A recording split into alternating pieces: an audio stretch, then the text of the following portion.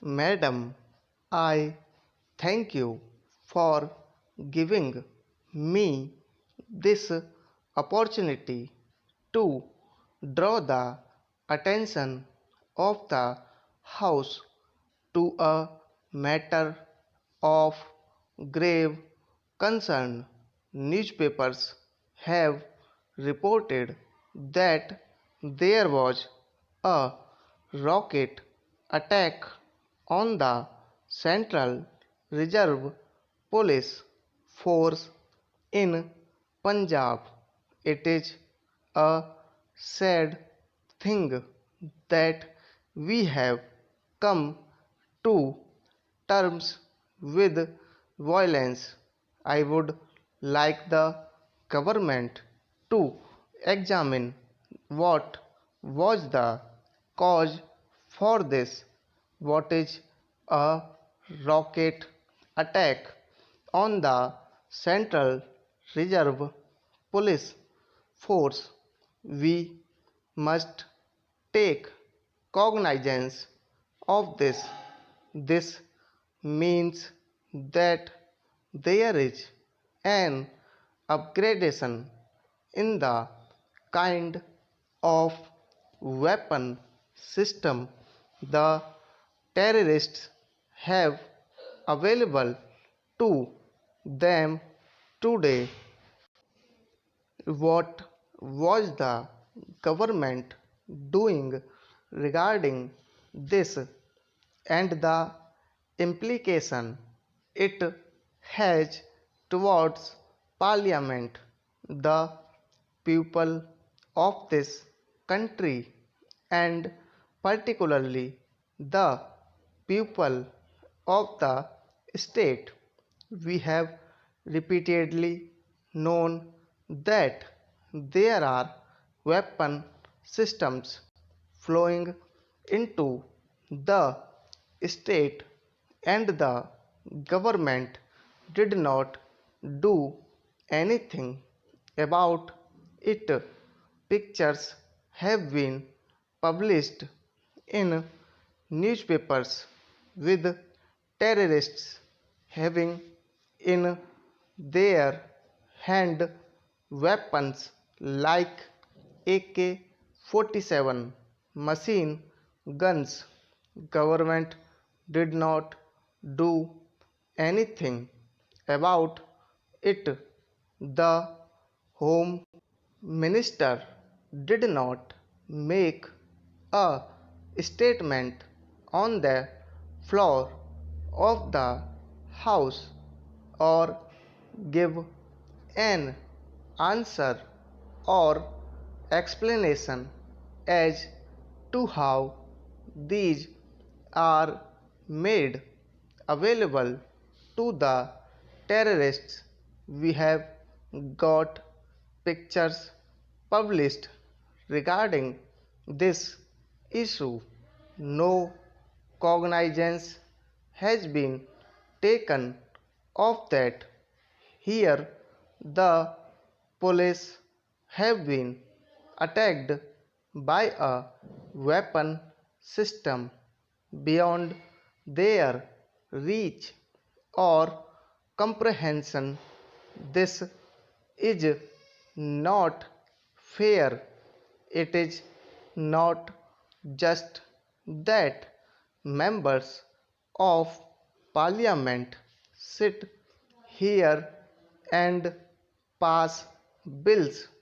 This has a direct bearing on the security force. People who are on the spot and who have to come to terms with them and face them. How are our security forces equipped? Are we equipping our security forces with similar weapon systems? Are they having that range and reach with their weapons. Now the terrorists have it. So these things give rise to other questions like the following: where are these arms coming from? Has the government an answer for this? Are they making an effort to learn about it? Will they be able to answer this house about it? Secondly, what action is the government taking to stop the inflow of these weapons? Do they have any system by which they are going to buy them?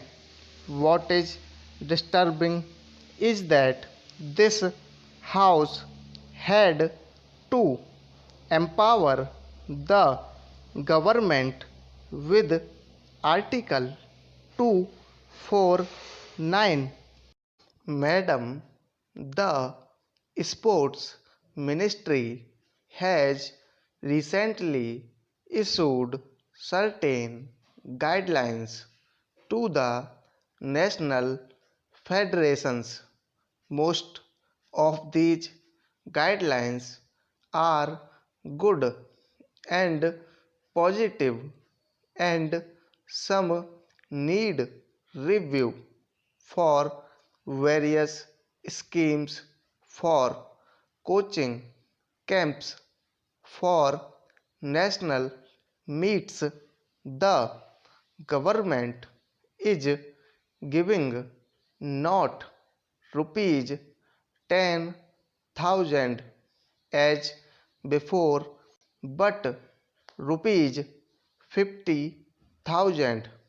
It is good all the international meets organized by the sports federation are going to be well funded.